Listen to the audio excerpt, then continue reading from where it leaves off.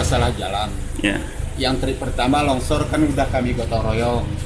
Yang kedua kan tidak sanggup kami gotong royong Pak. Itu makanya kami melapor kepada tingkat kabupaten. Listrik pun udah 1 minggu gak hidup.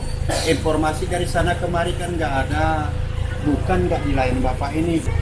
Satu jembatan putus, ini longsor. Kemudian jembatan 2 sudah kita perbaiki. Kali ini dan ada jembatan satu lagi.